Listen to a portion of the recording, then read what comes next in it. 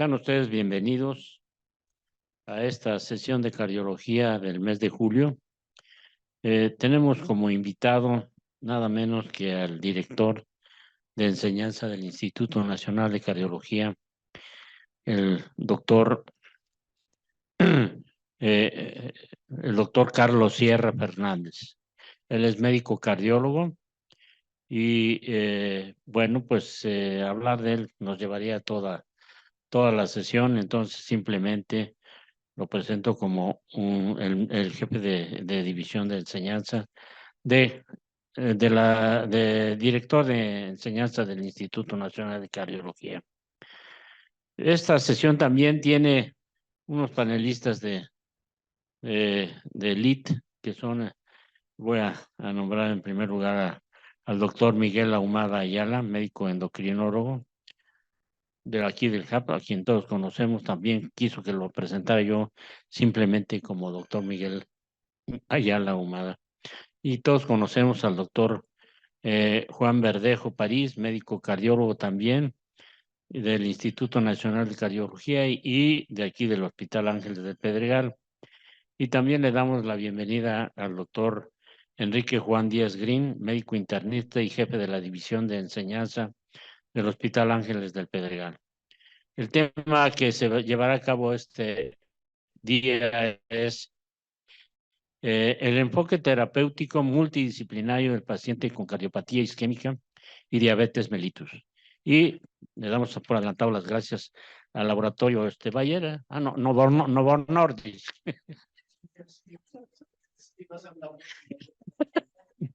Novo Nordisk. No. Que muy generosamente nos está brindando el apoyo para llevar a cabo esta sesión. Bien, sin más preámbulos, por favor, doctor Sierra. Muchas gracias, doctor Catrip. Gracias a todos por estar aquí, los que lo hacen de manera presencial y los que lo hacen de manera virtual. Y justamente es muy interesante para mí poder platicar con ustedes este tema sobre el enfoque multidisciplinario de la diabetes. Lo platicaba con el doctor Verdejo. Es una de las entidades que nosotros como cardiólogos tenemos que regresar más a la medicina interna, a este enfoque holístico del paciente que llega con nosotros con cardiopatía isquémica, pero que en realidad la enfermedad de base es cardiometabólica, por decirlo en un sentido amplio. Entonces, estos son mis conflictos de interés. Agradecemos a Novo Nordisk por la invitación. Pues sí, sí, ¿no? Muchas gracias. A veces nos gusta mucho a los cardiólogos en general decir esta frase, es decir, que en los últimos 50 años hemos hecho las cosas muy bien y ponemos esta gráfica que nos encanta, que publicaron hace ya algunos años el equipo del doctor Braunwald, mucho derivado del trabajo que él mismo ha hecho, un poco como al cierre de su vida, diciendo todo lo que ha cambiado la mortalidad cardiovascular en los últimos 50 años. Pero se fijan, es en realidad la mortalidad del infarto agudo del miocardio y es la mortalidad del paciente que ya logró llegar a un hospital teniendo un infarto agudo del miocardio y que entonces ahora le podemos ofrecer estrategias para salvarlo de esa situación de urgencia. En la década de los 50 la mortalidad rondaba 450 por cada 100,000 habitantes, pero viene una serie de descubrimientos y hitos en la historia de la medicina muy relevantes, el desarrollo de los betabloqueadores, la angiografía coronaria, la cirugía de revascularización por favaloro, las estatinas en los 70s, pero es particularmente en los 80s la introducción de la terapia de reperfusión en el infarto lo que hizo un descenso súbito en la mortalidad. Y entonces hoy el paciente que llega a un hospital recibe un tratamiento de reperfusión, vuelve a tener circulación en el territorio que se estaba infartando y por lo tanto recupera miocardio, tiene menos complicaciones a largo plazo. Y esto nos ha llevado hoy a tener cifras de mortalidad muy bajas del paciente que logró atenderse.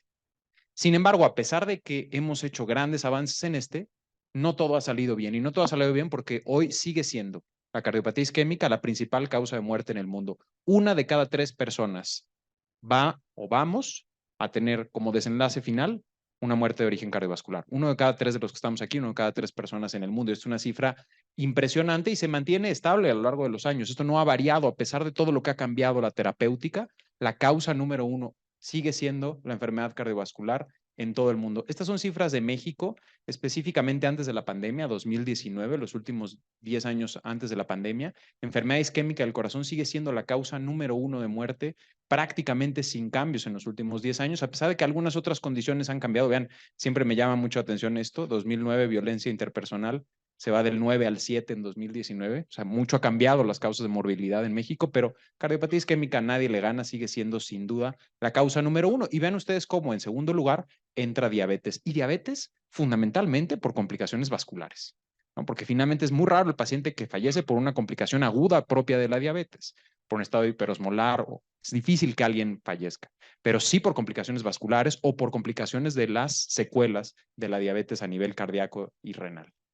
Y entonces yo suelo decir que hemos sido muy buenos apagando incendios, somos muy buenos bomberos, somos muy buenos formadores de bomberos, ¿no? Nosotros en el Instituto de Cardiología formamos a los nuevos cardiólogos y son excelentes para el tratamiento agudo del paciente que llega a urgencias con un síndrome coronario agudo, pero hemos sido fatales para detectar las causas detrás de los incendios. Nadie identifica cuál fue el contacto mal conectado, cuál fue el punto que dejamos suelto, el cabo que dejamos suelto que llevó a este incendio que hoy estamos tratando. ¿Y por qué es que somos tan malos para esa prevención? Seguimos teniendo estos factores de riesgo que mueven a la morbilidad cardiovascular. Son los mismos. Glucosa de ayuno alterada, índice de masa corporal alto, presión alta, disfunción renal, hábitos alimenticios. Siguen siendo estas las principales motores detrás de la morbilidad cardiovascular. Cada vez más, entonces, estamos teniendo un grupo de pacientes que entra en esta categoría de riesgo y, por lo tanto, el número de personas que se enfrentan al evento cardiovascular son mayores. Aunque cada una tenga una expectativa mejor de salir adelante, si el volumen de pacientes que llega a tener esa condición es mayor, pues la mortalidad se explica sola. Estos son los resultados de la ENSANUD 2022 recientemente publicados y nos muestran cómo el problema sigue creciendo. Y es realmente alarmante ver cifras como estas. ENSANUD 2022 ahora publica una prevalencia total de prediabetes en la población mexicana del 22%. Esto en números rápidos es 1 de cada 5 mexicanos adultos es prediabético. 1 de cada 5. Y además, a mí me llama mucho la atención, bueno, no me llama la atención, creo que es explicable solo, pero es muy triste ver cómo esta prevalencia cambia de acuerdo al nivel socioeconómico. Y entonces es otro de los señales de inequidad en la atención a la salud en México. Y si nos vamos para la estadística de diabetes propiamente dicha, 18.3% de prevalencia, casi lo mismo, casi 1 de cada 5 adultos en México padece diabetes y 30% de ellos no sabían del diagnóstico al momento en el que se hace esta evaluación. Entonces sigue siendo una entidad que cada vez hay más, mucho más, que cada vez también tardamos más en el diagnóstico y que tenemos más inequidad en la detección oportuna.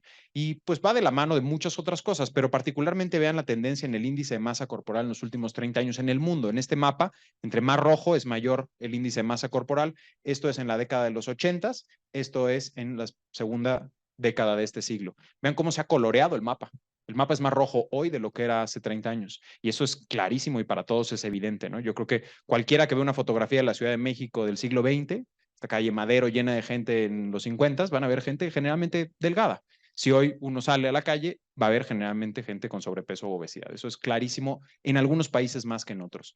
Y si nosotros nos vamos al impacto que tienen estos hábitos sobre los días de vida libre de enfermedad, estos DALIs, que les gusta mucho a los especialistas en salud pública, los días libres de enfermedad o los días saludables, por decirlo de alguna persona, la pérdida de estos días en el caso de enfermedad cardiovascular se debe fundamentalmente a factores de riesgo relacionados a la dieta. Factores de riesgo relacionados a la alimentación es el principal motor de enfermedad cardiovascular, particularmente enfermedad isquémica del corazón, seguido de tabaquismo, tanto de primera como de segunda mano, y de algunas otras condiciones. Y esto fundamentalmente nos lleva a pensar por qué la epidemia de diabetes se vuelve un problema tan grave en todo el mundo, pero particularmente en México. Hoy se estima que hay 537 millones de personas con diabetes en el mundo. La mitad de ellos probablemente no conoce su diagnóstico y esto nos lleva a que existe una alta tasa de morbimortalidad de origen cardiovascular en los pacientes con diabetes, pudiendo decir que prácticamente se muere 4.2 millones de personas al año, equivaldría a una persona que fallece cada 8 segundos por diabetes. Y la mayoría de estas mortalidades en personas menores a 60 años de edad. Es decir, es una enfermedad que afecta desde muy joven y que da complicaciones desde muy joven y que a veces la inercia terapéutica nos lleva a pensar que las complicaciones se van a presentar en un momento tan largo que a veces ni siquiera nos da preocupación verlas. El estudio Capture y este subanálisis del Capture publicado por el doctor Arenas recién nos dice justamente la prevalencia de enfermedad cardiovascular en personas que viven con diabetes. Sabemos que, y esto es un dogma que aprendimos en la cardiología todos y que para nosotros es muy claro, pero que no necesariamente es correcto. Es decir, toda persona con diabetes tiene enfermedad cardiovascular hasta no demostrar lo contrario. Si nos vamos a las cifras duras, podríamos decir más bien que 30% global, 36.9% de las personas con diabetes en México que participaron en el Capture tenían enfermedad cardiovascular demostrable. 1 de cada 3, no todas, 1 de cada 3. Pero esta proporción es un poquito mayor a la que se tenía a nivel global. Y desafortunadamente, a pesar de que nuestra prevalencia es mayor que la que se tiene a nivel global, la mayoría de estos pacientes no recibe tratamiento antidiabético que además reduzca el riesgo de tener eventos cardiovasculares. ¿Y cuáles son esta enfermedad cardiovascular que se tiene con mayor prevalencia en la diabetes? Porque hablamos de un espectro enorme de enfermedades del corazón y en realidad nos tenemos que ceñir a las que más nos interesan en este propósito.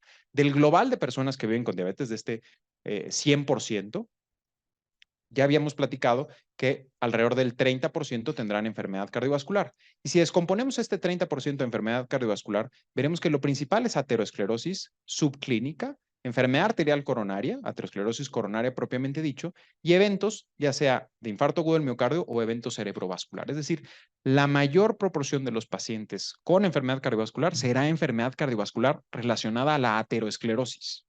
En realidad es la aterosclerosis y sus complicaciones. Y un porcentaje no despreciable, 15%, estará relacionado con insuficiencia cardíaca no derivada de la aterosclerosis. Es decir, no como resultado de un infarto o no como resultado de isquemia sostenida, sino por mecanismos diferentes al mecanismo de aterosclerosis, desarrollar insuficiencia cardíaca. Y esto mucho tiene que ver también con el metabolismo del miocardio isquémico, que probablemente se ve comprometido en el paciente con diabetes por diferentes fenómenos y que hoy en día con la introducción sobre todo de los inhibidores SGLT2, se ha visto que hay cambios en este metabolismo, incremento en la función miocárdica y por lo tanto reducción en la morbimortalidad. Yo soy de formación arritmiólogo y entonces evidentemente pues tenía que traer algo de fibrilación auricular a la mesa.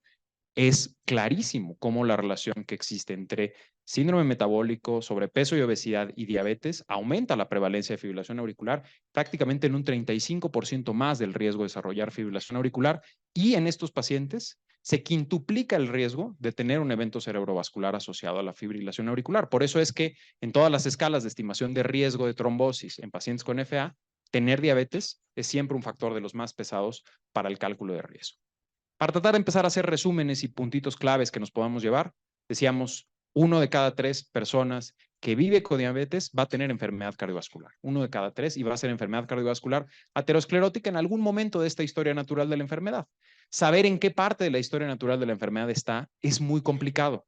Y ahí es en donde se vuelve una discusión a veces difícil entre múltiples equipos de diferentes disciplinas para saber si es necesario o no la evaluación del paciente asintomático con riesgo de enfermedad arterial, en este caso coronario o cerebrovascular. ¿En qué parte estoy? Si estoy con un paciente que tiene factores de riesgo, pero todavía no ha desarrollado daño endotelial, o con el paciente que ya desarrolló daño endotelial, pero no ha desarrollado clínica y por lo tanto probablemente puede evaluar la función del endotelio nada más porque anatómicamente esté completamente sana la arteria, o aquel paciente que ya desarrolló disfunción endotelial, ya tiene una placa de ateroma identificable por algún método de imagen, por ejemplo, el score de calcio coronario tan difundido en el mundo, que ya demuestra la presencia de aterosclerosis, pero que esto no impacta sobre eventos clínicos, no impacta sobre sintomatología, o ya hay una placa estenótica que sí impacta sobre sintomatología, o alguna de estas placas, las que no parecerían complicadas o las que sí, que en algún momento dado se vulneran, se rompen, se trombosan y nos dan un evento agudo. ¿En qué parte de la película estoy? Es muy difícil saberlo. ¿Y en qué momento se beneficia más este paciente de algún método de diagnóstico cardiovascular? También es una discusión compleja.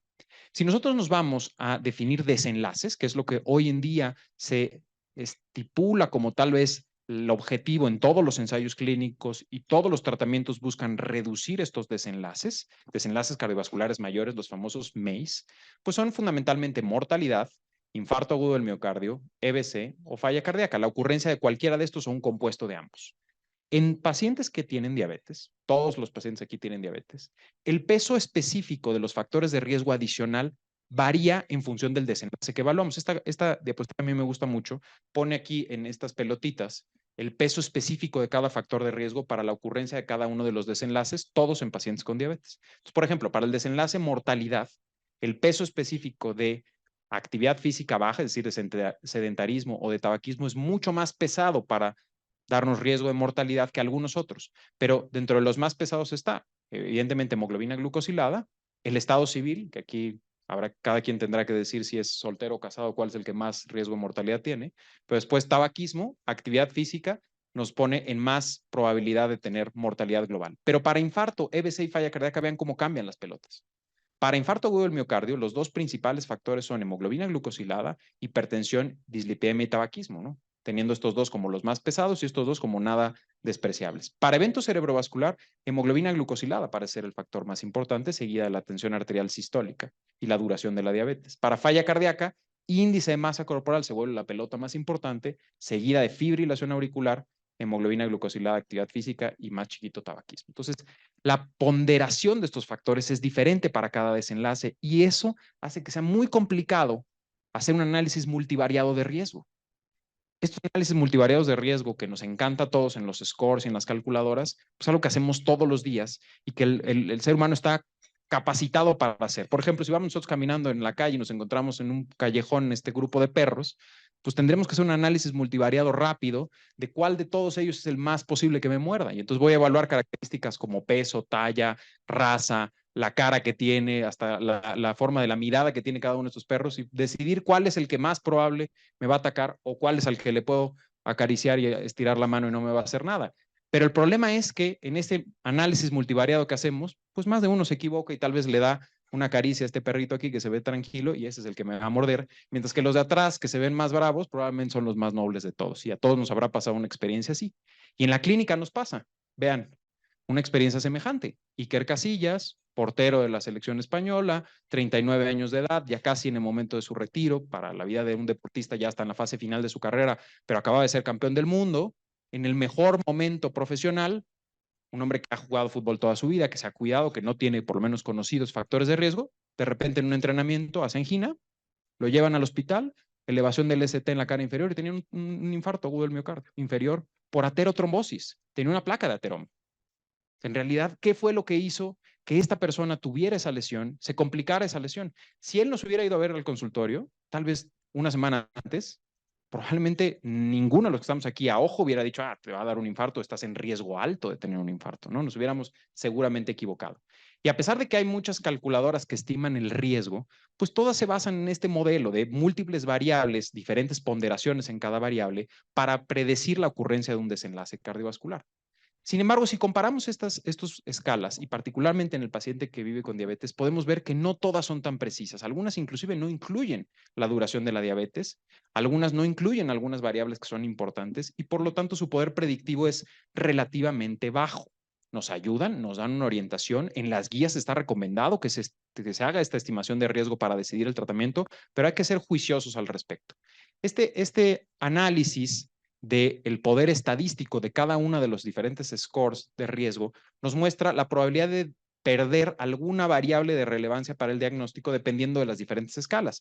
Aquí está el promedio de todas las escalas de su poder diagnóstico, de su poder predictivo. Algunas, las que se acercan más a este borde inferior, son las más hábiles como herramientas de predicción y tenemos algunas de las que usamos mucho en clínica, como la escala Advanced, como el Framingham y mejor al Framingham, la pool de diferentes cortes que nos hace el American College of Cardiology, que es la que se recomienda, por ejemplo, en Diabetes Care como una de las mejores herramientas. Tenemos el SCORE, muy popular en Europa, el SCORE que tiene incluso validación en población mexicana, como algunas herramientas que nos pueden ayudar. A pesar de todo lo que yo platicaba hace un ratito, que yo pienso que podemos tener cierto error al utilizar la escala y que tenemos que tenerlo en la mente, es recomendable usarlas como un auxiliar, pero siempre tomando las precauciones necesarias. Sin duda, este será un tema del que seguramente hablaremos mucho en el futuro. Los modelos predictivos basados en muchos datos o en grandes cantidades de datos a partir de inteligencia artificial, seguramente revolucionará la forma en la que predecimos estos desenlaces y puede ser que nos den una mejor idea. Sin embargo, hoy lo que tenemos es estimar el riesgo y tratar de atacar el riesgo por todas sus aristas. Ya nos mostró el estudio Steno-2 cómo en el paciente con diabetes, cuando se aborda un tratamiento de todos los factores de riesgo intensivo, la probabilidad de desenlaces a largo plazo es muchísimo menor. Una reducción de mortalidad en 45% cuando se abordan todos los factores de riesgo, una reducción en la cantidad de eventos cardiovasculares y aumento en el tiempo al primer evento, más de 8 años tardó en desarrollarse como media el primer evento cardiovascular en los pacientes con tratamiento intensivo, una supervivencia que aumentó casi 8 años y una reducción en las complicaciones microvasculares y también en los desenlaces cardiovasculares, considerados estos como macrovasculares. A partir de un abordaje 360 grados alrededor del paciente. Modificación en el estilo de vida, control glucémico, por supuesto, antiagregación plaquetaria cuando se indique, control de lípidos y disminución de la presión arterial. A partir de abordar cada uno de esos aspectos. Y en los siguientes minutos lo que me gustaría es tratar de ver un poquito de evidencia que hay sobre cada una de estas variables y cuál es el peso que le podemos dar nosotros en el manejo de los pacientes. Estos son los datos que les decía del estudio STENO2, en donde pacientes que tienen tratamiento intensivo a lo largo del seguimiento en los años, vean cómo la tasa de eventos es significativamente menor en el tratamiento intensivo de todos los factores, incluyendo hiperglicemia, hipertensión, dislipidemia, alteración en la función renal y también cambios en el estilo de vida versus los pacientes con terapia estándar, particularmente mediada a la reducción de la hemoglobina glucosilada, tanto para la mortalidad global como para la incidencia de eventos cardiovasculares, es mucho menor en aquel grupo de pacientes tratados de forma holística. Entonces, vamos a irnos uno por uno y vamos a hablar primero de modificaciones al estilo de vida, muy breve. Siempre es el primer paso en las guías, siempre es lo que tenemos en la mente como el primer momento, cambios en el estilo de vida. Pero es, sin duda, lo que menos tiempo le dedicamos a veces en el consultorio, a lo que más le deberíamos dedicar tiempo, a trabajar en estilo de vida en los pacientes. ¿Y por qué? Porque es complicado, porque involucra factores psicoemocionales, sociales, factores nutricionales, factores de ejercicio. La prescripción nutricional no es un tema que dominemos todos, la prescripción de ejercicio no es un tema que dominemos todos y por eso nos sentimos inseguros a veces al hacerlo, pero paga y paga muy bien. Estos son los datos del estudio Direct, en donde se siguieron a pacientes en dos grupos, pacientes que tenían entre 20 y 65 años, con más de 6 años de evolución de diabetes y que tenían un índice de masa corporal entre 27 y 45, es decir, tenían al menos sobrepeso u obesidad y grados importantes de obesidad. En estos pacientes se aleatorizaron a dos grupos, un grupo de intervención con 149 pacientes y un grupo control con 149. En el grupo de intervención se les dio una dieta restrictiva en calorías, hipocalórica, hasta 1,200 calorías en este grupo. Es muy complicado tener una dieta tan restrictiva durante tanto tiempo, pero lograron establecerla. En el otro grupo control le dieron tratamiento, recomendaciones de estilo de vida, tratamiento médico para la diabetes como recomendado por las guías y lo siguieron algo a lo largo del tiempo. Y vean, para el porcentaje de reducción de hemoglobina glucosilada, vean cómo el grupo de intervención tuvo una mejor reducción de hemoglobina glucosilada y para la reducción de peso, vean cómo fue significativa en el grupo que tenía intervención versus el grupo control. Es decir, por supuesto que perdieron más peso los que estaban con una dieta restrictiva. Y para la pérdida de peso, en función de la cantidad de peso perdido, la posibilidad de que estos pacientes llegaran al desenlace, que para este estudio el desenlace era remisión de la diabetes, un término del cual me gustaría mucho escuchar la opinión del doctor Ahumada, este término que ahora de repente empieza a escuchar de remisión, un paciente con sobrepeso importante que pierde esa cantidad de peso y que después de 12 meses sin tratamiento hipoglucemia, sin tratamiento antidiabético ninguno, sigue con hemoglobinas glucosiladas menores a 6.5. La probabilidad de alcanzar esta remisión, por decirlo de alguna manera, en los pacientes que tenían más de 15 kilos de peso perdido fue hasta el 86%. Es decir, paga bien y seguramente ustedes habrán tenido experiencia con pacientes bariátricos a los que someten a cirugía bariátrica que después de una pérdida masiva de peso tienen controles apropiados de su hemoglobina glucosilada, incluso sin tratamiento, y ahí es en donde se habla este término de remisión. Entonces, modificaciones al estilo de vida, pagan y pagan bien. Siguiente, control de lípidos.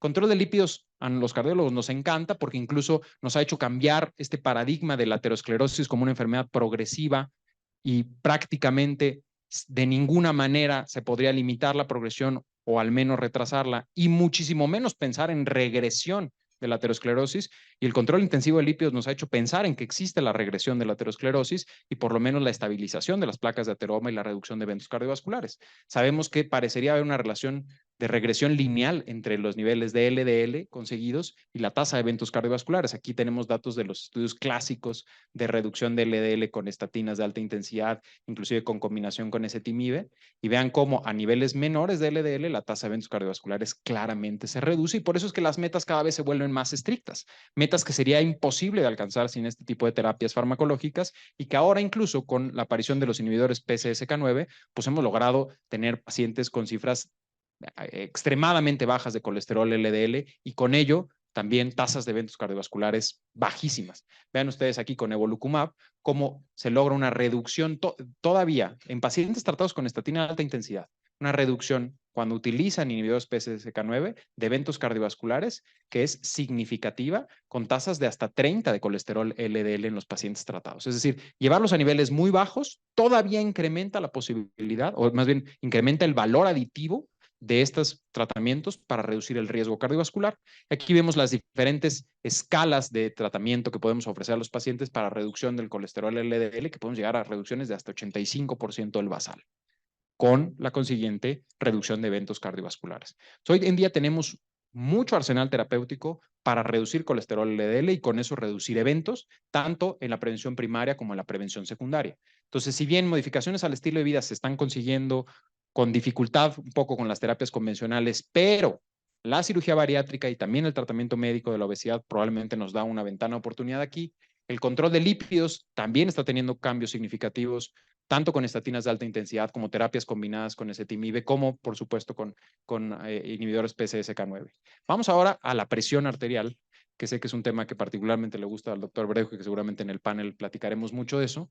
Aquí hay muchas discusiones. Sabemos todos que la lógica indicaría que el control de la presión arterial es una de las mejores estrategias para reducir riesgo cardiovascular.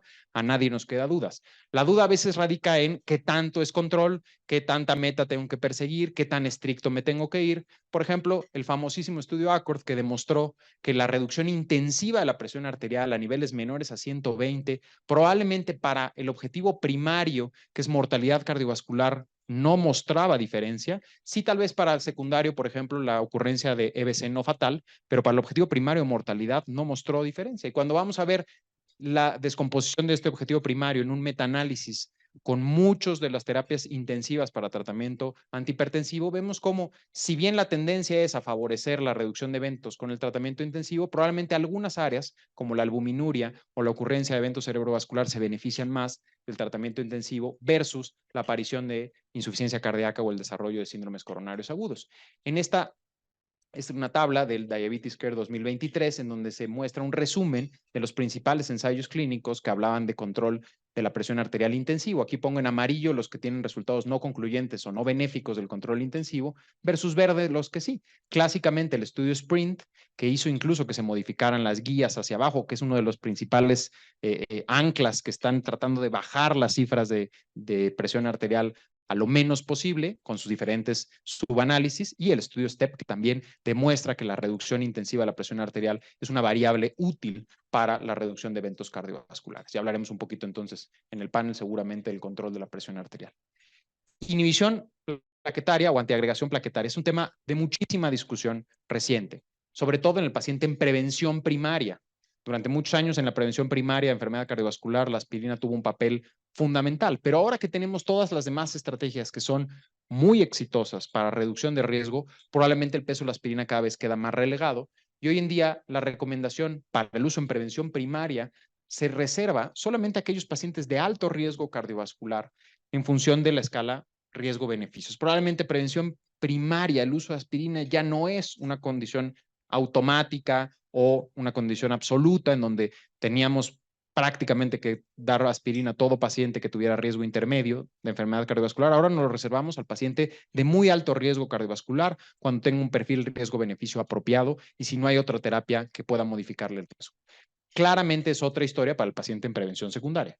Paciente que ya tuvo un evento cardiovascular, paciente que ya fue llevado a una angioplastía y tiene implante de 1 o 2 o más stents, evidentemente tiene más riesgo de un segundo evento y tiene incluso riesgo de complicaciones de la terapia por catéter establecida, o el paciente que tiene enfermedad arterial coronaria crónica, con lesiones múltiples, con una gran cantidad de placas de ateroma posibles a complicarse, en donde incluso la terapia mixta con antiagregante plaquetario y dosis bajas de anticoagulante directo pudiera ser una buena estrategia. Finalmente, el control glucémico, que es un poco lo que nos tiene aquí, y es claro que hoy en día tenemos tratamientos antidiabéticos que no teníamos hace 15 años y que afortunadamente nos ponen una alternativa muchísimo mejor de la que existía en algún momento. Hoy, con la aparición de los análogos GLP-1, de los ISGLT2, probablemente tenemos un arsenal terapéutico mucho más robusto y vean ustedes cómo la reducción de hemoglobina glucosilada con las diferentes terapias, pues es la verdad a niveles mucho más altos de los que había existido antes. Es decir, estamos en una época mucho mejor para el tratamiento puramente de la diabetes en términos de control glucémico. Pero, por fortuna, también en estos últimos años que salieron estos fármacos antidiabéticos, tuvieron que demostrar que eran primero seguros desde el punto de vista cardiovascular, y en la demostración de que eran seguros desde el punto de vista cardiovascular para tener beneficios de aprobación por los organismos regulatorios, en algunos casos se observó una reducción de eventos, es decir, no solo no eran inferiores para tener la misma tasa de eventos que tratamiento convencional, sino reducían eventos cardiovasculares. Y cuando se empezó a explorar esta alternativa de reducción de riesgo y se hacen estudios específicos para reducción de eventos cardiovasculares, por ejemplo, el LEADER o el estudio SUSTAIN, donde están diseñados ex profeso para la reducción de eventos cardiovasculares mayores, vean cómo hay una reducción del riesgo relativo de eventos cardiovasculares mayores, en este caso muerte de origen cardiovascular, significativo para algunos de los análogos GLP-1, y cuando se descomponen estos eventos en infarto al miocardio fatal o no fatal, vemos cómo se mantiene positivo como clase para los análogos GLP-1 y en algunos casos particularmente eficaz, por ejemplo, para liraglutida en el estudio LEADER, a ocurrencia de infarto agudo del miocardio, fatal y no fatal. Vemos para evento cerebrovascular como también la tendencia es favorable para no solo ser seguro, sino ser eficaz en reducir la cantidad de eventos. Entonces ya demuestran que para igual control glucémico, es decir, con estándar de tratamiento a las mismas cifras pareados por control, la ocurrencia de eventos cardiovasculares con este grupo terapéutico es menor que con el estándar de tratamiento, por mecanismos que probablemente van más allá del control glucémico, porque teníamos las mismas cifras en ambos grupos. Finalmente, por ejemplo, los análogos GLP-1 son muy buenos antidiabéticos. Su objetivo primario, reducción de hemoglobina glucosilada, lo alcanzan en comparación con diferentes competidores de manera apropiada. Es decir, primero son buenos para hacer lo que tienen que hacer, que es ayudarle al paciente a tener menor hemoglobina glucosilada. Pero en segundo lugar, también son buenos para peso corporal, para reducción de peso corporal. Y muchos de los eventos, tal vez, o de los beneficios pleiotrópicos que estamos viendo tal vez con estos agentes, también se deba de la reducción de peso corporal, que vean cómo es muy significativa cuando se comparan con otras terapias. Reducción de peso corporal que va, en este caso, en kilos, entre 5, 7 kilos de peso con respecto al basal en pacientes, por supuesto, que tenían sobrepeso o obesidad. Es decir, su efecto como medicamento antidiabético deriva, por supuesto, del control glucémico, pero también deriva de la reducción de peso y probablemente también de la reducción de eventos cardiovasculares. El estudio SUSTAIN 6 probó la eficacia de semaglutida inyectable para el control de eventos cardiovasculares mayores definidos como muerte cardiovascular, infarto no fatal o EBC no fatal. Este triple MACE. Lo que tomaron fueron pacientes que tenían historia de diabetes, hemoglobina glucosilada más de 7, con riesgo cardiovascular alto o eventos cardiovasculares ya establecidos, y los aleatorizaron a recibir placebo o semaglutida en 2 dosis, 0.5 y 1 miligramo. Y los siguieron a lo largo de 100 semanas de tratamiento. Y lo que se ve a lo largo de las semanas de tratamiento seguidas, el grupo tratado con estándar de tratamiento y placebo tuvo una mayor ocurrencia de eventos cardiovasculares mayores de este triple MACE que los pacientes tratados con semaglutida, con una reducción del riesgo relativo del 26%. Es decir, tuvieron menos eventos en comparación del estándar de tratamiento actual. Si pacientes que estaban con estándar de tratamiento con un buen control versus los que además de eso recibían semaglutida inyectable. Y cuando descomponemos los desenlaces, probablemente para términos de mortalidad no hay una diferencia estadísticamente significativa, pero sí la hay para la ocurrencia de un infarto no fatal, sí la hay, y muy importante, para la ocurrencia de un EBC no fatal, y la hay para el desenlace expandido, en donde se incluye la hospitalización de los pacientes. Entonces, probablemente el principal motor es que les ocurren menos eventos, y que cuando les ocurren menos eventos, estos suelen ser eventos que no los llevan a tener mortalidad cardiovascular. Y también en términos de protección renal. La cantidad de eventos de deterioro de la función renal o progresión de la microalbuminuria en pacientes tratados con semaglutida inyectable era significativamente menor que los pacientes tratados con estándar de tratamiento y placebo. Esto hace que hoy en día a los cardiólogos nos empiece a hacer mucho ruido porque todas las recomendaciones ponen, tanto las recomendaciones de las sociedades encargadas propiamente del estudio de la diabetes como las cardiológicas, a que paciente con riesgo cardiovascular alto, paciente con diabetes, con riesgo cardiovascular alto, riesgo aterosclerótico, por supuesto, alto, debe recibir, además del estándar de tratamiento en estilo de vida, tratamientos modificadores de la historia natural de la enfermedad, es decir, medicamentos que reducen el riesgo cardiovascular, como son los análogos GLP-1. Entonces, hoy en día tenemos estas armas terapéuticas, particularmente los ISGLT2, que se han popularizado mucho en la cardiología por su papel en la falla cardíaca, tanto con fracción de expulsión reducida como preservada, tanto en pacientes con diabetes o sin diabetes, y entonces se vuelve algo muy común del uso o de nuestras armas de batalla como cardiólogos, pero también los análogos GLP-1. Y vean, en seguridad cardiovascular, tanto los inhibidores de la DPP-4 como los análogos GLP-1 como los ISGLT2 son seguros desde el punto de vista cardiovascular. En cuanto a eficaces para reducir eventos, se ha demostrado para análogos GLP-1 y para ISGLT2. Para eventos cardiovasculares relacionados a enfermedad aterosclerótica, probablemente mucho más los análogos GLP-1 que los ISGLT2, y para falla cardíaca, probablemente más los ISGLT2 que los análogos GLP-1. O sea, dos contextos diferentes. Paciente con más riesgo aterosclerótico se beneficia más de GLP-1, paciente con falla cardíaca se beneficia más de ISGLT2, aunque la combinación de ambos, por supuesto que podría ser una buena alternativa en algunos casos. Y de los análogos GLP-1, que empezaron con de aplicación subcutánea diaria, 2 veces al día, después subcutánea diaria, después semanal subcutánea, ahora aplicación oral, que esto probablemente pueda ser el cambio, por alguna razón que yo desconozco. A los cardiólogos nos da mucho temor y lo hacemos poco el dar tratamientos inyectables. No nos gusta. O sea, podemos sugerirle a un paciente irse a un cambio percutáneo de válvula aórtica con un catéter 10 French en la femoral y no nos da miedo, pero nos da miedo prescribir un tratamiento con una aguja de 3 milímetros, ¿no? Entonces, los inyectables no nos gustan y ya hay para esto también la prescripción oral. Sin embargo, la semaglutida, por lo menos inyectable, tenía muchos problemas para hacerse oral y a mí me parece esto fascinante y por eso es que traigo esta diapositiva, porque lo que tuvo que haber de desarrollo biotecnológico detrás de poder hacer que este análogo GLP-1 tuviera absorción por tubo digestivo es enorme. Tienen que cambiar las condiciones de pH local a nivel del estómago, porque la absorción es gástrica, para que se pueda absorber la semaglutida oral y de esta manera ejercer sus efectos más o menos de forma parecida a lo que la hace la semaglutida subcutánea.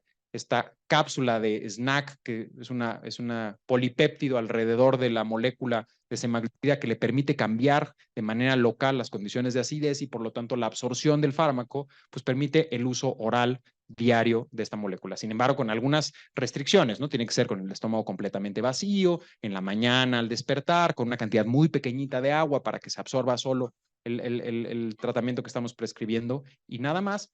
Pero en los estudios Pioneer, creo que tienen ustedes ahí alguna copia de uno de los estudios Pioneer, se demuestra que semaglutida oral tiene tasas de éxito, tanto reducción de hemoglobina glucosilada con los diferentes comparadores, como cambio en el peso corporal y como reducción de riesgo cardiovascular, que aquí hay que ser muy, muy precisos. El estudio de reducción de riesgo cardiovascular con semaglutida fue el estudio SUSTAIN, que demostró una reducción de 26% del riesgo relativo de MACE compuesto, que ya les mencioné adelante, hace unas diapositivas. El estudio Pioneer 6, que es con sema oral, demuestra que es seguro, es decir, que administrarlo no incrementa el riesgo y es igual que el tratamiento convencional, porque es un estudio hecho para aprobación, para no inferioridad. Está en curso el estudio SOUL, que justamente está diseñado para demostrar superioridad cardiovascular. Hoy en día no lo tenemos. El metaanálisis de todos los SUSTAIN con Pioneer sí demuestra una tendencia favorable, incluso estadísticamente significativa para reducción de riesgo cardiovascular. Sin embargo, hoy la aprobación todavía muestra nada más seguridad, no reducción de riesgo cardiovascular. Y esto es algo que sí es importante mencionar. Y empecé la charla hablando de lo que habíamos hecho bien, pero que había malas noticias porque tenemos cada vez más pacientes que mueren de enfermedad cardiovascular y cada vez más pacientes diabéticos. Y quiero cerrar con una buena noticia. Esto me encontré, se publicó hace 3 semanas. Es una cohorte danesa de pacientes, perdón, sueca, de pacientes diabéticos, 679,000 pacientes con diabetes y 2,643,000 controles pareados a esto. Imagínense el volumen del estudio que pueden hacer estos sistemas de salud bien organizados, ¿no? 600,000 personas con diabetes, las parearon a 2,5 millones prácticamente de personas sin diabetes y lo siguieron desde el año 2001 al año 2019. Vamos a ver cuál es la evolución de estos pacientes a lo largo de casi 20 años en la ocurrencia de eventos cardiovasculares. Aquí vemos a los controles en azul versus los pacientes con diabetes en la tasa de eventos cardiovasculares. Y cuando empezaron el estudio, la incidencia de eventos cardiovasculares en los pacientes diabéticos era muy superior a los no diabéticos, pero además era altísima. Se mantiene esta brecha entre pacientes diabéticos y no diabéticos, pero lo que se ve como tendencia que a mí me parece muy favorable es a la reducción muy importante en ambos escenarios del riesgo de eventos cardiovasculares, tanto de enfermedad arterial coronaria como de infarto agudo del miocardio. Vean, la incidencia de infarto en esta población al principio de este siglo era 205 por cada 200,000 habitantes y baja hasta 80 en pacientes con diabetes y baja de 107 a 37. Baja significativamente la ocurrencia de enfermedad arterial coronaria y, por supuesto, infarto agudo del miocardio. Enfermedad cerebrovascular baja, si bien empieza a mostrar aquí una meseta, y falla cardíaca empieza a mostrar claramente una meseta en los pacientes diabéticos, que esto probablemente se explica a la mayor probabilidad de sobrevivir un infarto y, por lo tanto, la mayor cantidad de pacientes que van a vivir a lo largo del tiempo con insuficiencia cardíaca. Y cuando nos vamos al análisis de diferentes factores de riesgo y su relación con la reducción de la probabilidad de un evento, es decir, qué tanto riesgo tienen, entre más arriba de la tabla, más riesgo, entre más abajo, menos riesgo, y entre más a la derecha, mayor valor de hemoglobina glucosilada, de presión sistólica, de presión diastólica o de tasa de filtrado glomerular, y vean cómo a menor hemoglobina glucosilada, menor el riesgo, tanto para infarto agudo del miocardio como para enfermedad coronaria, con un plató aquí o con una meseta entre 6 y 7 de hemoglobina glucosilada. Presión sistólica, entre menos presión sistólica, menos infartos, menos enfermedad arterial coronaria, claramente. Presión diastólica, prácticamente una meseta, no se ve tanta reducción del riesgo. Y en tasa de filtrado glomerular se ve como claramente con reducciones menos de 50 de mililitros minuto de tasa de filtrado glomerular, un incremento significativo en el riesgo. Más o menos un poco lo que habíamos visto. ¿Cuáles son las variables a las cuales más les apostamos? Por supuesto, hemoglobina glucosilada sigue siendo, pero presión también lo es y tasa de filtrado glomerular. Y para la ocurrencia de enfermedad cerebrovascular, vean cómo hemoglobina glucosilada también tiene entre menos hemoglobina glucosilada, menos riesgo, entre menos presión sistólica, menos riesgo, entre menos presión diastólica, menos riesgo, y más o menos plana para tasa de filtrado glomerular. Y para falla cardíaca, una relación lineal con hemoglobina glucosilada, una relación plana con presión sistólica, plana con presión diastólica y exponencial con tasa de filtrado glomerular menor a 50. Entonces, probablemente lo que estamos viendo es, se reducen global los eventos, tenemos una mejor medicina para darle a todos los pacientes, incluidos a los pacientes con diabetes, pero se mantiene esta brecha. Todavía tenemos mucha área de oportunidad porque siguen teniendo más riesgo, a pesar de que es menor ahora, siguen teniendo más riesgo los pacientes que viven con diabetes. Y entonces podríamos concluir, yo les ponía una gráfica donde había algunas pelotitas alrededor del paciente, pero si ampliamos esas pelotitas a más, a insistir en suspender el hábito tabáquico, insistir en actividad física, alimentación, control de peso como pilares básicos del tratamiento, insistir en el control glucémico, si bien hoy sabemos que es más que el control glucémico, no deja de ser una variable importantísima, insistir en el control óptimo de la presión arterial con estrategias y metas individualizadas para cada paciente, insistir en el control lipídico que hoy se puede alcanzar a cifras que antes serían imposibles, y muy importante, insistir en la protección renal y en la medición permanente de la función renal y de la albuminuria como uno de los marcadores más importantes de riesgo. Entonces, yo con esto cierro esta parte. Creo que hay algunas cosas que pueden quedar para el panel y para poder hacer una discusión común. Doctor Catripe.